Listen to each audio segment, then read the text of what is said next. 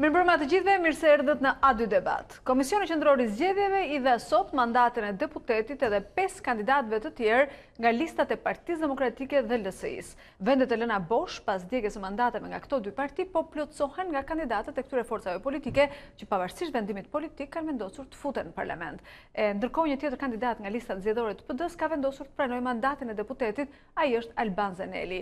Një lëvizje surprizë kjo, Zeneli ka qenë i pranishëm në çdo protestë të fundit të Partisë Demokratike. A do të ketë të tjerë si zoti Zeneli që do dalin nga rreshti i partisë. Ndërkohë që Partia Demokratike po përgatitet për protestën e 16 marsit, e cila sipas Lulzim Bashës do t'ia fund regjimit e Ramës, qeveria vazhdon e qet në dukje programin e saj. E ndërsa pritet seanca plenare të mërkurës, kreu i kuvendit Gramoz Ruçi në mungesë të kryeministrit Rama ka porositur sot deputetët dhe ministrat që gjatë seancës të mos diskutohet asgjë në lidhje me opozitën. Java ka nisur me përplasje dhe protesta, kryesisht për pronën dhe të drejtën mbi të. Në studio me mua sonte për të diskutuar situatën, por edhe javën politike në vazhdim është zoti Shameti, deputet i Partisë Socialiste, dhe zoti Peka, gazetar, analist. Mirëmbrëma, mirë se erdhët në A2 Debat. Do doja ta nisja me ju, zoti Shameti, është normale që mazhoranca të sillet sikur opozita mos ekzistonte, apo për ju nuk ekziston me të vërtetë? Në një demokraci funksionale, sikurse Kushtetuta e Republikës së Shqipërisë e përcakton, janë të ndarë roli që ka majoranca ajo që qeveris vendin, edhe opozita nga ana tjetër.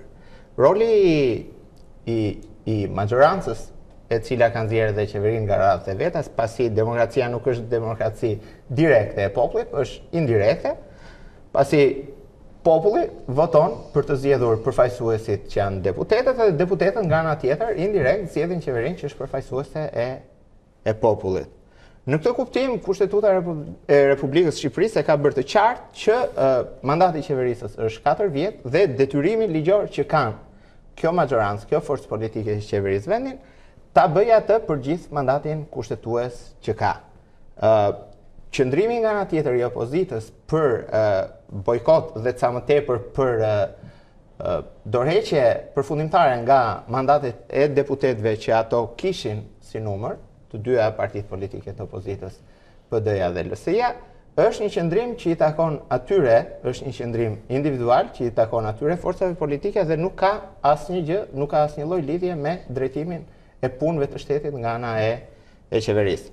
Është e rëndësishme të theksojmë, sikurse gjithë qeveria dhe kryeministri Rama e kanë përsëritur në ditët që kanë kaluar nga djegja në thonjza e mandateve të opozitës, që qëndrimi ynë ka qenë i palëkundur në atë që Shqipëria do të vazhdojë të drejtohet nga kjo qeveri deri në vitin 2021. Zgjedhjet politike do t'jenë ato të vitit 2021. Në 30 qershor ne kemi zgjedhjet lokale, është momenti për t'u ballafaquar të gjitha forcat politike. Kështu që gjithsecili prej nesh, prej partive spektrit politik që është në Shqipëri, duhet të angazhohet në këtë drejtim në zgjedhjet lokale të 30 qershorit 2019. Nga ana tjetër, dua të theksoj diçka që demokracia nuk është sistemi më i mirë, sikurse e ka provuar historia, por është më rezistuesi dhe më i qëndrueshmi. Kështu që në një demokraci funksionale duhet patjetër të zbatohet vetëm korniza kushtetuese mbi të cilën ngrihet shteti. Dhe korniza kushtetuese e ka përcaktuar të qartë që nga njëra anë listat e deputetëve përpilohen dhe drejtohen në Komisionin Qendror të Zgjedhjeve nga drejtuesit politik të partive. Dhe përgjegjësia e kësaj liste është e kryetarit të partisë përkatëse, te Partia Demokratike e Lulzim Bashës, ndërsa tek Lëvizja Socialiste për Integrim është e zotit Meta, pasi ai ka qenë në atë kohë kryetari i LSI-së. Kështu që edhe ky qëndrimet individuale të deputetëve pasues të listave përkatëse nuk janë gjë tjetër veç se zbatimi motamo i ligjit kushtetues nga pikpamja formale juridike dhe e ligjit elektoral. Kështu që nuk shoh asnjë çudi në këtë pikpamje. Po politika duhet të ketë nga ana tjetër, shpallja apo jo armiq e këtyre personave që marrin mandatin apo edhe ata që nuk e kanë lënë mandatin, është qëndrim individual i liderëve të këtyre partive të opozitës, sikur se thash. Por, legislatori e ka të ndarë momentin e paraqitjes së listës me momentin e marrjes përgjegjësisë nga të gjithë anëtarët e listës kur vjen thirrja nga Komisioni Qendror i Zgjedhjeve.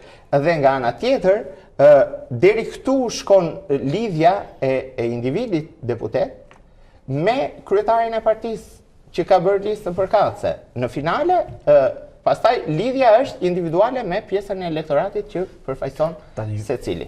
Se unë në fakt ju bëra një pyetje tjetër nga... Megjithatë po i marr në radhë, për qenë se po i them profesorat ndorin, nuk po i erdha me qef sepse nuk këtë argument do e pranoja nga doktor Ulsiu.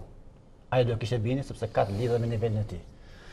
Po nga zoti Shameti, duke ja njohur dhe nivelin dhe formimin, sigurisht që është retorik politike, por në binin e tij kjo nuk qëndron. E para punës nuk ka vendim individual, ka vendim kolegjial të strukturave të opozitës për të ndjek mandatet. E dyta punës, zoti Shameti e di shumë mirë që ka pasur një vendim të gjykatës kushtetuese në 93-shin, kur mazhoranca e kohës do të bënte këtë lojë që bëri zoti Berisha dhe nuk e bëri dot për shkak të atij vendimi të gjykatës kushtetuese, i cili është i detyrueshëm. Mandatet janë të opozitës dhe për to vendos opozita. Nuk vendos as zoti Basha dhe as zoti Rama, vendosin institucionet kolegjiale. Megjithatë, e lëm aspektin ligjor. Ka një aspekt politik. Përmendit termin demokraci funksionale, nuk kemi demokraci funksionale. Shiko, në 30 vjet, është hera parë që pavarësisht perceptimeve, pavarësisht presionet në kryetarit opozitës gjatë ditës së procesit, kur policët nuk pranojnë të arrestojnë të forcë me kallash që bënin reprezalje në dorëzën lesh dhe detyrojnë ministrin Brendshëm të shkonte vetë të bënte bodyguardin e ekekutive. I është bërë presion kryetarit opozitës të denoncojë dhe ka heshtur për t'i dhënë kohën, vetëm për t'i dhënë mundësinë asaj marrëveshja që kishte bërë me Ramën, me shpresën që ky njeri kishte zënë mend. Për 2 vjet rresh ka pas perceptimi, po është hera parë në 30 vjet që nuk janë hetuar zgjedhjet. Çfarë ka ndodhur? Është hetuar krimi, nuk është hetuar nga opozita. Është hetuar nga strukturat e policisë të kësaj mazhorancë në bashkëpunim me partnerët me gjermanët. Dhe çfarë ka dalë? Nuk ka ndodhur që në një natë në 6 qarqe të Shqipërisë të arrestohen pafundësisht funksionarë të lartë të partisë në pushtet. Me çfarë argumenti? Ka dalë që të gjithë një rrjet trafiku ndërkombëtar, krimi dhe droge në 6 qarqe. Por çfarë ka dalë nga këto hetime? Nga ministri i Brendshëm i Partisë Socialiste. Në këto hetime kanë dalë zgjedhjet. Në këtë moment është hera parë që është hetuar krimi dhe në krimin dalin zgjedhjet. Edhe nuk janë hetuar nga opozita. Janë hetuar nga partnerët në bashkëpunim me ministrin e Brendshëm. Në momentin që kjo gjë u bë publike, ministri i Brendshëm u shkarkua dhunshëm në pranitë e Gramozruçit. E di zoti Shameti nuk e di, këtë e di unë shumë mirë. Çfarë ndodh? Në momentin që në 6 qarqe nga 12 gjithsej të dalin zgjedhjet të tavolinën e krimit, nuk mund të flasësh më për demokraci funksionale. Dhe ajo opozitë që pas këtij momenti vazhdon të bën fasadën e demokracisë funksionale, nuk është gjë tjetër veç se pjesë e krimit, absolutisht pjesë e pazarit. Është e vonuar megjithatë këtë opozitë, zotin Basha, zotin Kryemadhi e legjitimon dosjet e famshme, 2 dosjet që prokuroria në mënyrë të habitshme me presion i mban prej 2 vitesh, në qoftë se nuk është kështu, këto çështje do ishin mbyllur. Prej 2 vitesh i mban të bllokuar dhe nuk jeton. Dhe zonjusha, e cila duhet ishte arrestuar nga prokurori Kosta Drejti Kllalla dhe është njoftuar në telefon të mos marr bakshishin, e cila ka bllokuar hetimin e dosjes famshme të Durrës, është ngritur në detyrë kundër qëndrimit kategorik të ndërkombëtarëve për përfshirjen e saj në korrupsion. Të atyre ndërkombëtarëve që Edi Rama e donte me çdo kusht në reformën e drejtësisë. Për kë nuk e folur zoti Peka? Për zonën Prela. E cila ka bllokuar dosjen e famshme. Pra, çfarë ka ndodhur? Në gjysmën e zgjedhjeve, në gjysmën e qarqeve të Shqipërisë, është hetuar krimi dhe zgjedhjet kanë dalë në tavolinë aty. Këtu nuk mund të flasësh më për demokraci funksionale.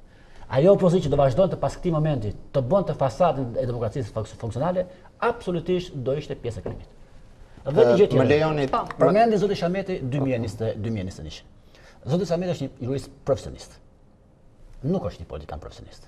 Këtu po e ve bast publik me të, e kanë vënë bast me ty këtu në zotë Kozlima dhe fitova. I ka rënë qeveria zotit Rama dhe Jera. Nuk i ka rënë qeveria zotit Rama, duket më qetë se kur. Jo, po flasim kur s'u bëj asnjë ndryshim. Votova kundër basteve në parlament por po i bëni ilegalisht me celular. Më mirë e bëjmë publikisht. Tani unë po i them. Në 2021 nuk ka zgjedhje politike. Dhe ta harroj se ka zgjedhje lokale para zgjedhjeve politike. Nuk e bën dot jo zoti Rama, nuk e bëri dot zoti Berisha, nuk e bën dot askush.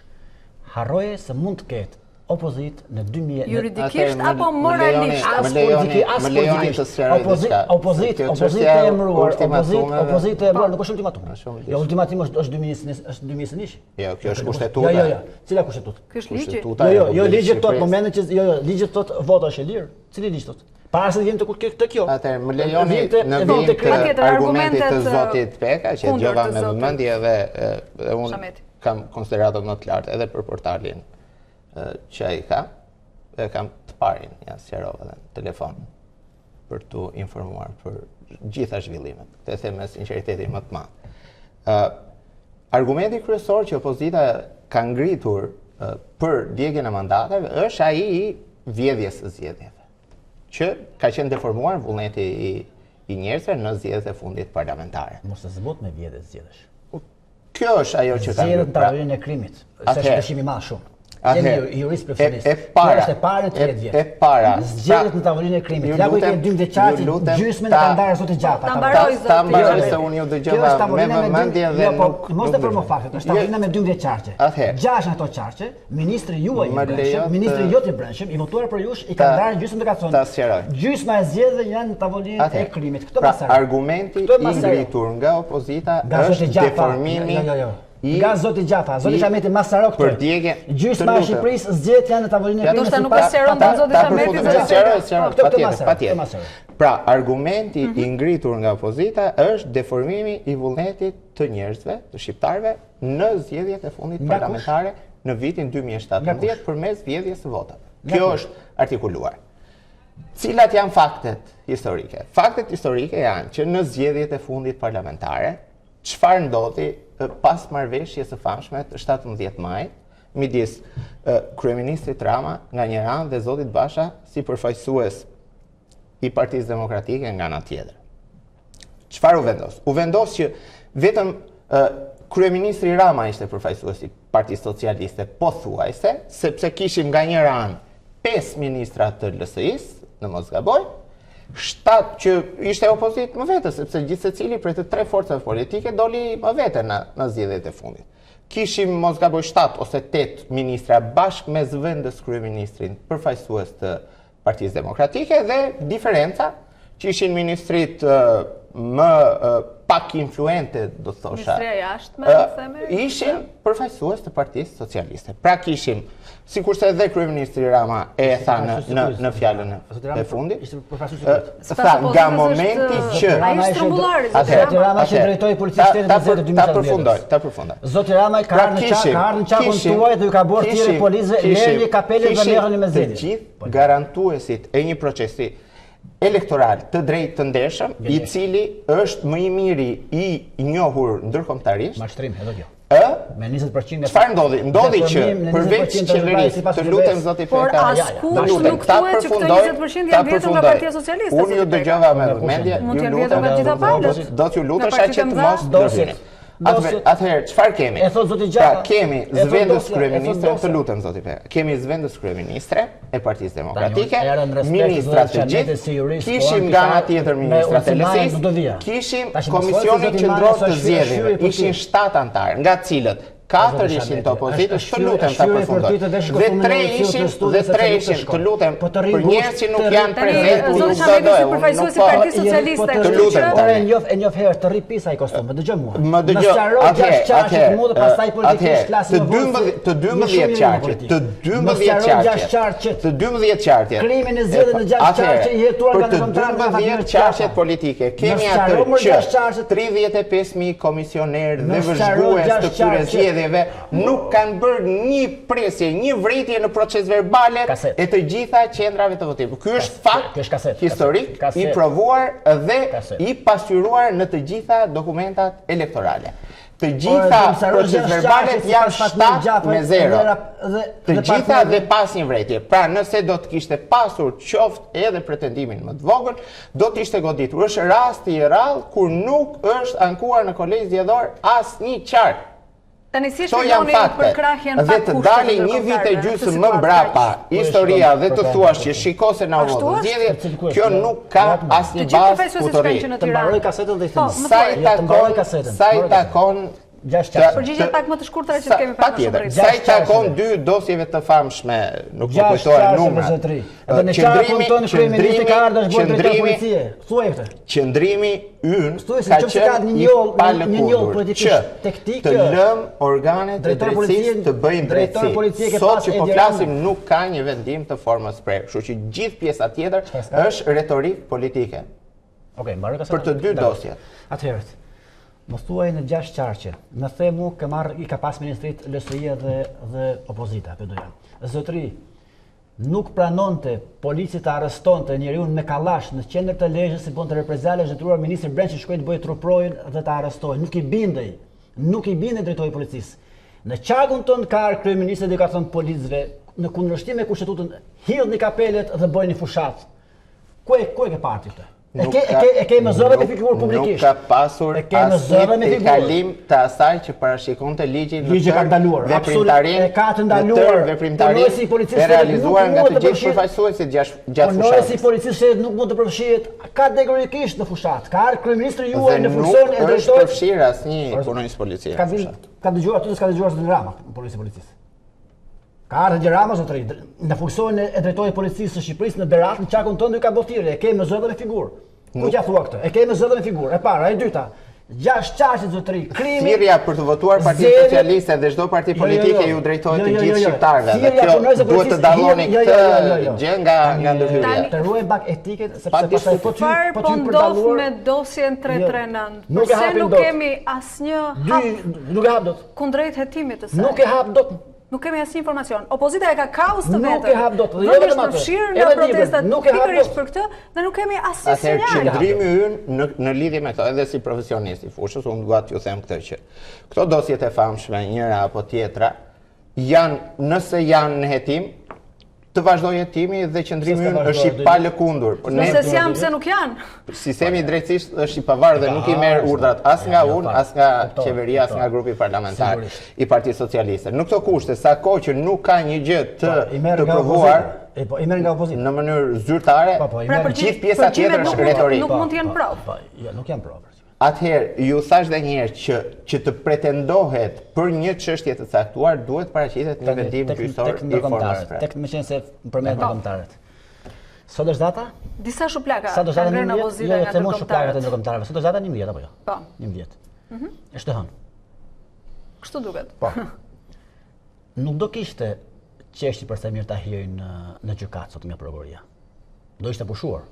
Nëse nuk do të ishin ndërkombëtarët. Në qoftë se Edi Ramës nuk i thuj absolutisht nga kancelaria më e rëndësishme në Europë, guxo dhe bëje në qoftë se nuk ka deklaratë zyrtare nga Berlini që edhe ti e përfshirin të dosje.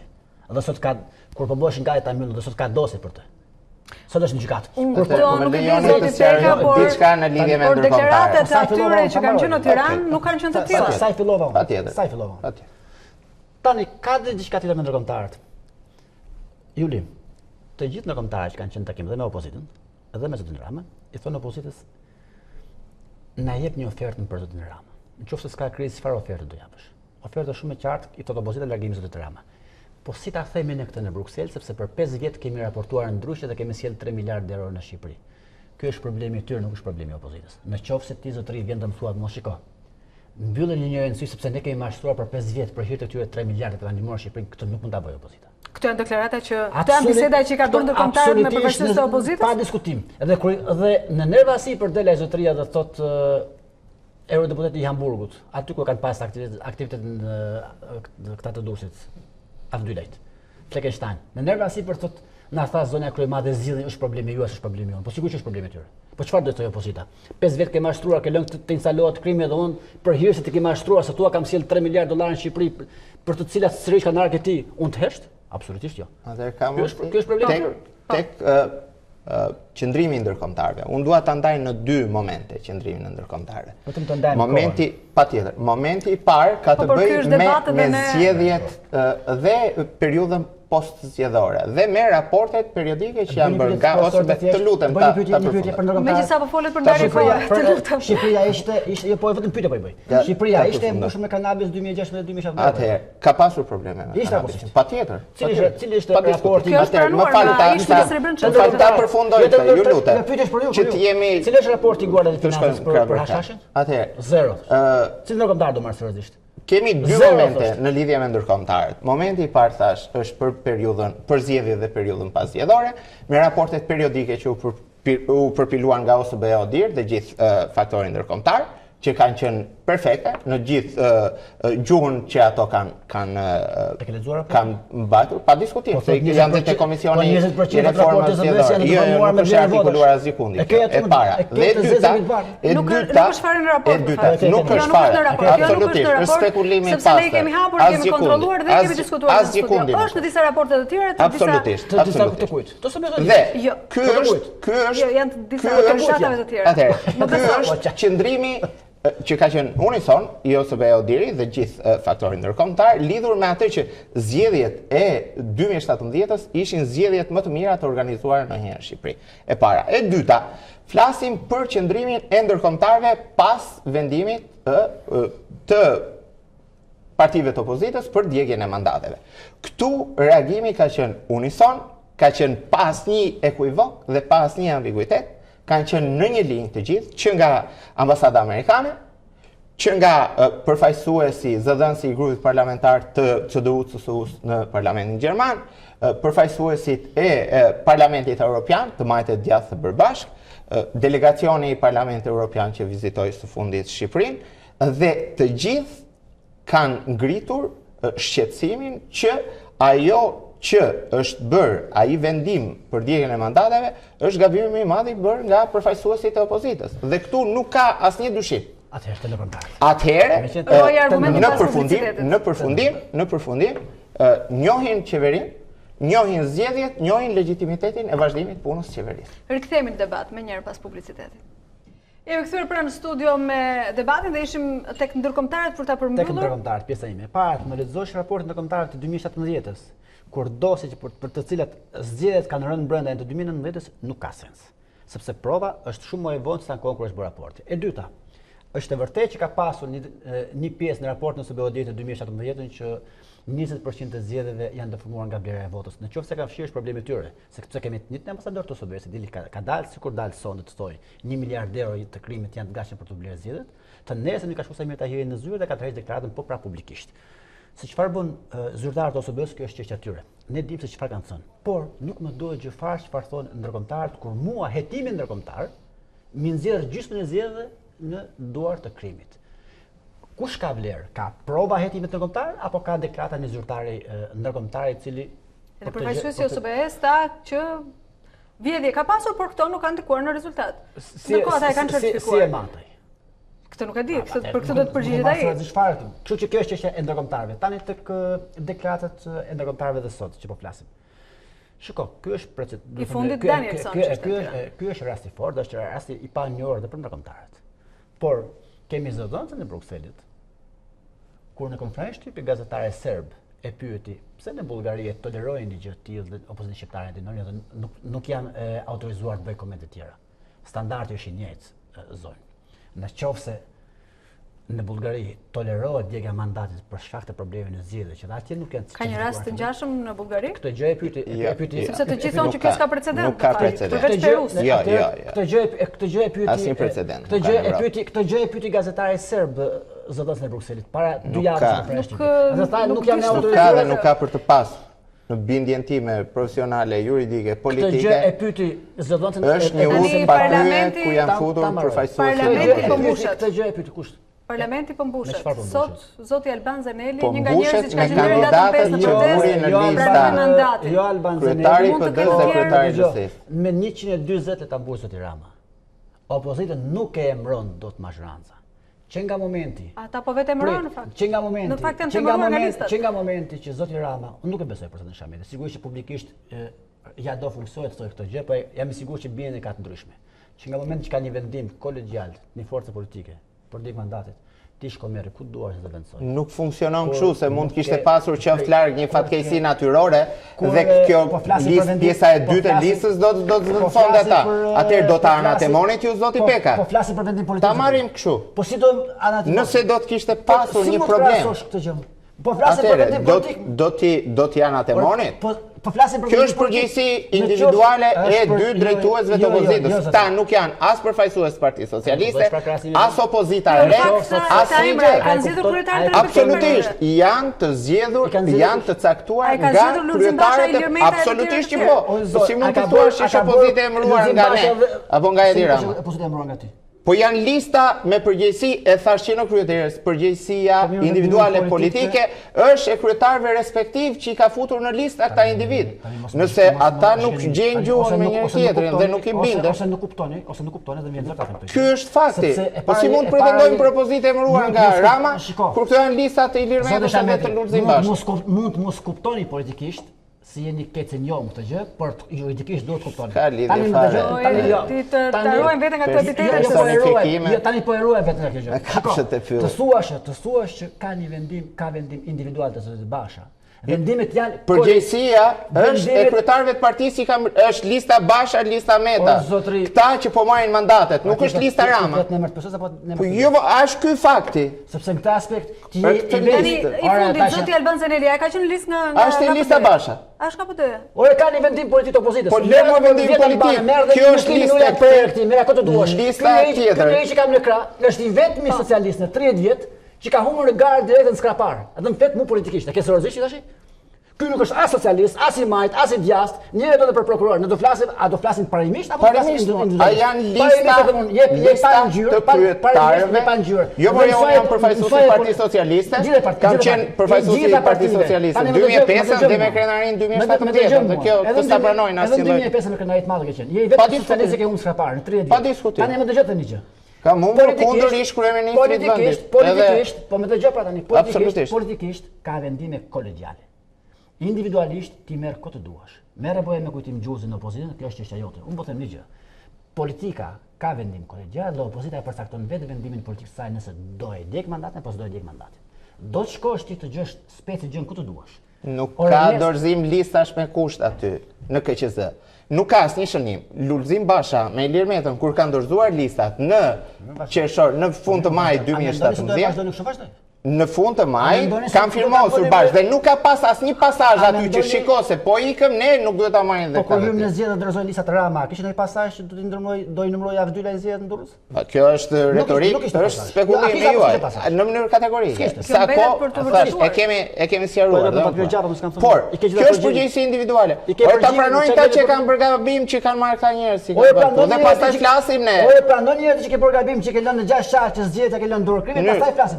Po si mund të thuhet që shiko kjo është opozita e mbruar nga Rama, është spekulim i pastër politik. Çfarë presim të ndodhë në protestën e 16 marsit? Zoti Basha në fakt e thotë sa herë që para protestës do ta rrëzojmë. Zotin Rama pas protestës thotë e rrëzuam, por në fakt zoti Rama nuk është rrëzuar, vazhdon të jetë në pushtet. Vazhdon programin i qetë. Unë po e risteksoj dhe mendimet personale, edhe qofshin individuale mi person, unë i them në studio.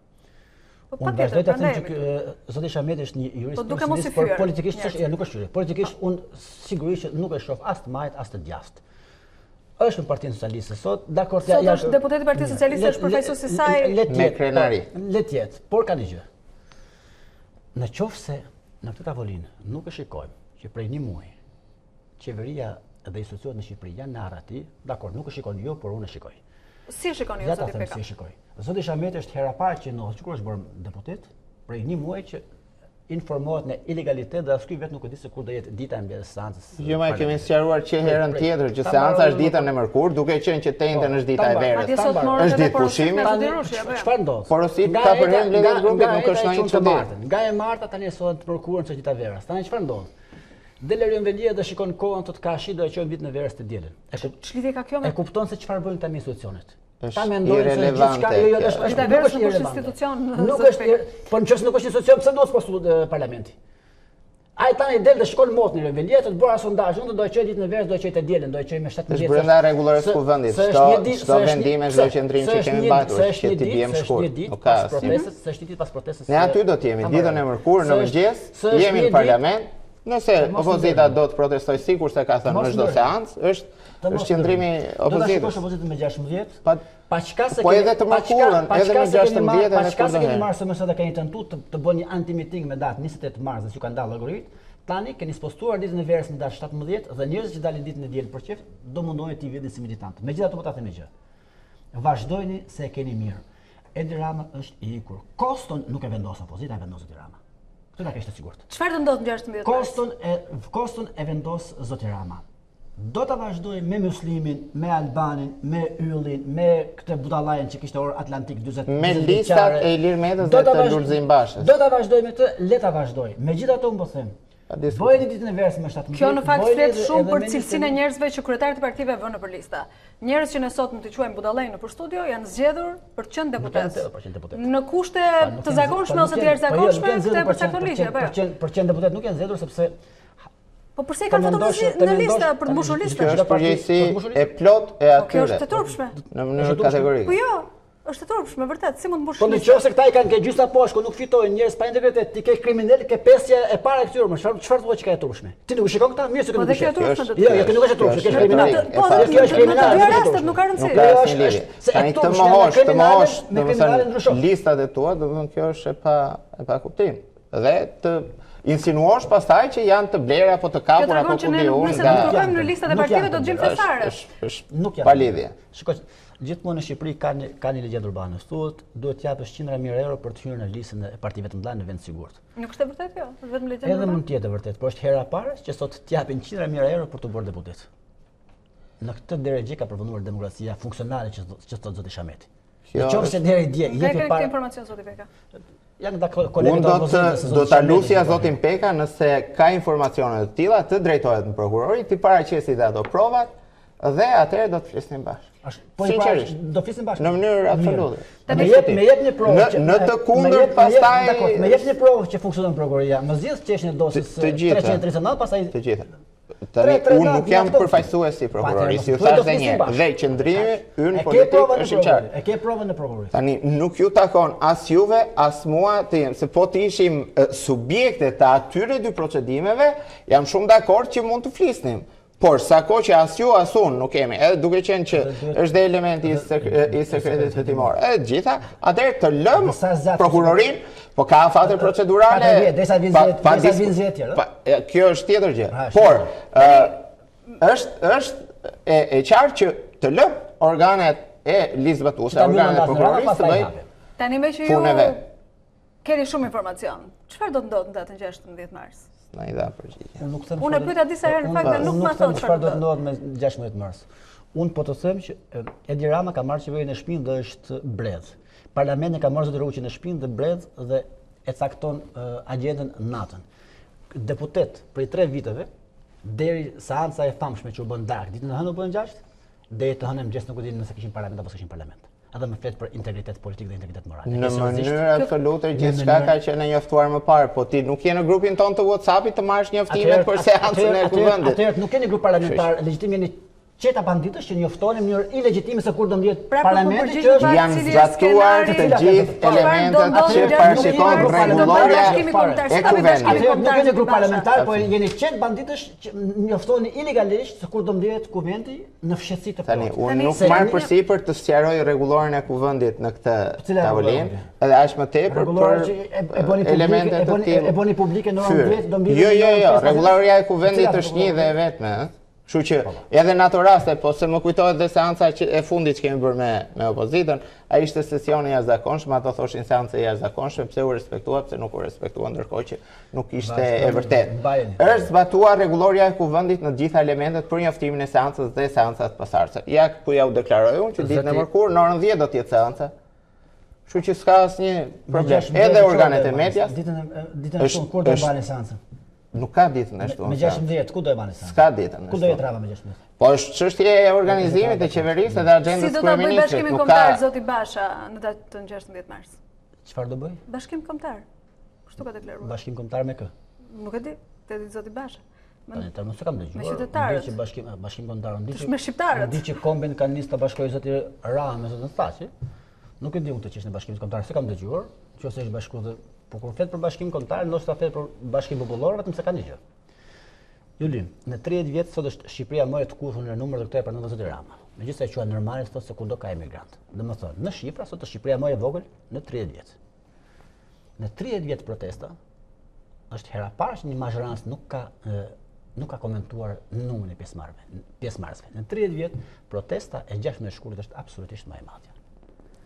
Do të jetë më e madhe kjo 16 marsit? Nuk e di se çfarë do jetë, unë po them se çfarë ishte ajo.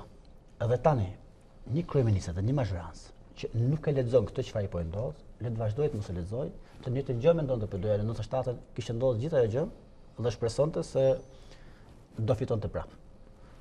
Në kohën kur zgjedhën në 97-ës në gjysmën e Shqipërisë, në gjysmën e Shqipërisë fikse, në shkumbin në poshtë PD-ja pastaj erdhi moment as kandidat nuk mund të kishte, jo të garantonte. Në qoftë se zoti Rama i shkon deri në fund kësaj, do të them prandaj them që nuk di kostoja e cila për koston vendoset Rama. Ka dhe një gjë tjetër. Për herë të parë, një prokuror i lartë i antimafis italiane ka ardhur në Shqipëri dhe nuk ka folur në mënyrë të përgjithshme që mafia shqiptare bashkëpunon me mafia italiane. Ka dhënë një emër. Ka cituar një segment të mafis italiane. Nuk ka folur përgjithsisht. Mos mendo se zoti Rama nuk e ka marrë mesazhin. Ka leje për tik pajisisht? Nuk e di. Nuk ka leje dhe do ta ketë kostën e madhe, edhe këtë nuk e di, dhe është kostën, ta them sinqerisht, e vendosaj. Por që është i ikur, kjo është i ikur. Që zoti Shameti pas jo më larg se një muaj do jetë në dilemen të zgjedh për lider Majkon, të zgjedhë Vendetin apo ne jemi të qartë në veten tonë, kështu që ju flisni për veten tuaj, kështu që nuk kemi ne asnjë lloj dyshimi. Atëherë më lejoni t'ju sqaroj. Jemi shumë të qartë edhe shumë të qetë në këtë pikë. Nuk ka asnjë lloj dyshimi. Për këtë që tha zoti Peka, nëse do të jemi në dilemën për të zgjedhur midis njërit apo tjetër liderin e Partinë Socialiste. Dua të sqaroj diçka lidhur me atë bashkimin kombëtar që ju thatë që do bëhet ditën e shtunë në protestën që do të organizojë opozita dhe zoti Peka nuk ishte shumë dëshirë për ta elaboruar atë si çështje. Para disa ditësh, për të na zbuluar në fakt, cilat janë surprizat. Para disa ditësh ne organizuam samitin e dytë të diasporës. Unë jam dhe kryetari në Komisionit për Diasporën. Dëgjova që janë atemoj edhe rolin e zotit Rama dhe zotit Thaçi në kuptimin e bashkimit kombëtar dhe aty ishin ftuar të gjithë, ishte ftuar dhe zoti Basha dhe përfaqësuesit e tjerë. Për mua unë ndjeva i keqardhur që nuk ishte pjesëmarrës nga opozita në këtë samit. Një lajm për Shqipërinë, sidomos kur ai është lajm i keq, kur shihet duke u thyer një vitrinë apo një derë apo gjithçka tjetër, është gjëja më e rëndë që mund t'i ndodhi ekonomisë shqiptare. Nëse të gjithë aspirojnë për Shqipërinë, që Shqipëria të bëhet më mirë, që të mos ikin kaq shumë shqiptarë sa kanë ikur, është e vërtetë që kanë ikur shqiptarë. Por shqiptarët janë evropianë dhe shqiptarët për herë duan një jetë më të mirë. Dhe ka nga ata që nuk mund të presin. Qeveria ka bërë shumë, ka shumë për të bërë, sërish. Por çfarë kemi? Kemi, nuk më harrohet një fjalë, të lutem. Këtu te samiti jam. Dhe shkurt. Ishte një djalë nga Mitrovica që është deputet i parlamentit suedez prej 3 mandatesh dhe më ngelin mendje fjala e tij. Tha që ne në Suedi, tha, kur dalim jashtë shtetit, flasim vetëm suedisht. Çka do thotë që jemi një, të gjithë bashkë, jemi për Suedin, sepse është shqiptar i Mitrovicës, po që jetonte atje, është shkuar që 4 vjeç. Dhe gjëja më mirë që ka nevojë Shqipëria për rritjen e ekonomisë, për gjithçka tjetër, është që të gjithë shqiptarët kur dalin jashtë, sidomos politikanët, se ata e përzihen më shumë, të flasin shqip. Shqip, pra edhe kur flasin gjuhë tuaj të jenë në 20, të jenë të gjithë për Shqipërinë, gjë që nuk ka ndodhur.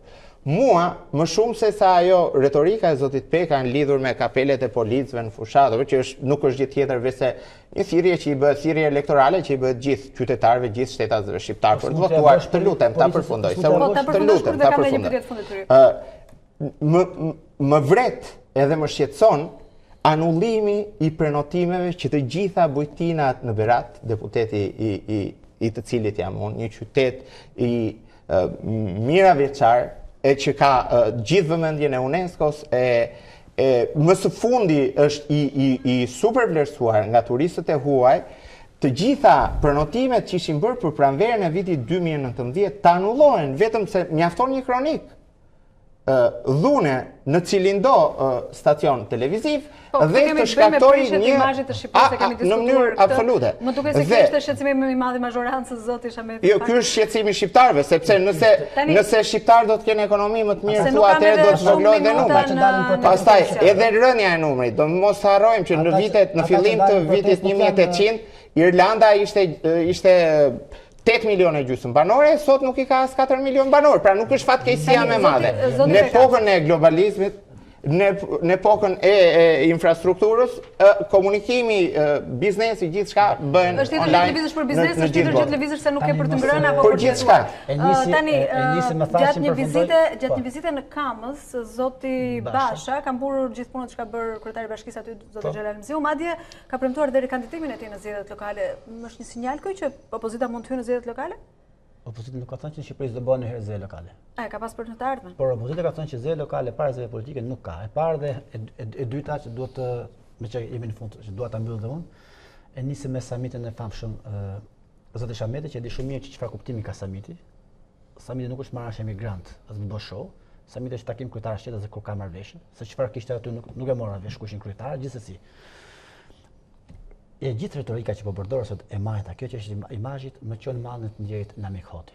Në 90-ën kur dolin protestet në mëdha, thoshte në për ditën debatën me të ndjerin Pashko, prapë thoshte shiko, ne kemi policë të bukur, mos i thyni xhamat, po e dëmtoni imazhin. Demokracia është e para. Pastaj, nëse ikin shqiptarët, nëse deri në 90-ën ishte guxim të arratisëshe, sepse rrezikoje edhe jetën, edhe fisin që lije mbrapa, sot është guxim të rish në Shqipëri sepse rrezikon edhe jetën, edhe fisin që ke këtu. Në këtë aspekt, imazhi këtyre është fasada nuk i shërben kujt, ekonomia nuk dëmtohet duke protestuar për demokraci, ekonomia dëmtohet kur ekonomia ka në dorë krimi.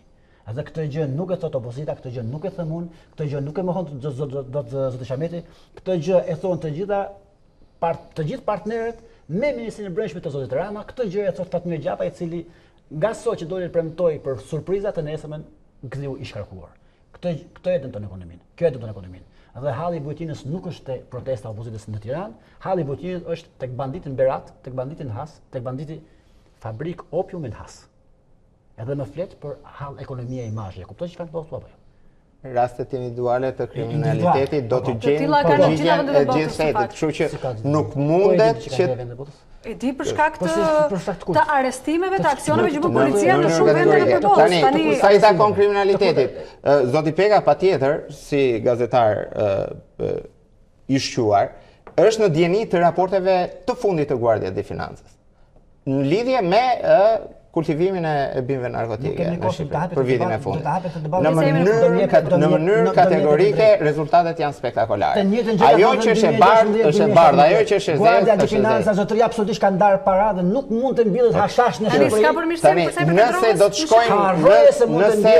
nëse do të shkojmë me argumentin, nëse do të shkojmë me argumentin që është biznes, do të godasim të tërë ndërkombëtarët individualisht, që ambasadori i filan ambasade bën biznesin e vet, ambasadori i BE-s bën biznesin e vet, përfaqësuesi i Parlamentit Evropian bën biznesin e vet. Tjetri ka një aferë të tillë dhe të tillë, për mua është e pasurprizë. Ne njohim vetëm raporte zyrtare të paraqitura nga ndërkombëtarët. Faleminderit debat. Gjerman është jeni të inkriminuar në 6 çarche. Zoti Peka, faleminderit dhe ju që na ndoqët të rikthehemi nesër në orën 18 minuta kopshëm.